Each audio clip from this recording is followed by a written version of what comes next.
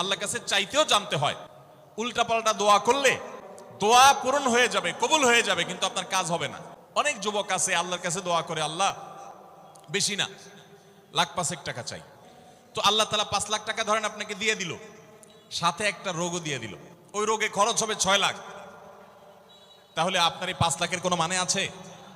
আপনারা একটা প্রসিদ্ধ ঘটনা অনেকেই শুনেছেন, একটা চুটকি, যে এক যুবক দোয়া করছে, আল্লাহ তোমার কাছে আমি এমন একটা লাইফ চাই যে লাইফে 2 হাত ভর্তি টাকা থাকবে আর আশপাশে শুধু নারী আর নারী থাকবে, এরকম একটা লাইফ চাই।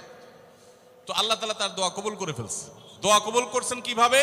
তাকে আল্লাহ তাআলা এমন একটা বাসের কন্ট্রাক্টর বানিয়ে নিছেন, যে বাসটা হলো মহিলা বাস, চারপাশে শুধু নারী আর নারী, সব মানুষের, আর হাত ভর্তি টাকা আর টাকা সব বাস মালিকের। দোয়া কিন্তু কবুল হয়ে গেছে। তো আল্লাহ তাআলার কাছে উল্টাপাল্টা দোয়া করলে কি হয় দেখছেন?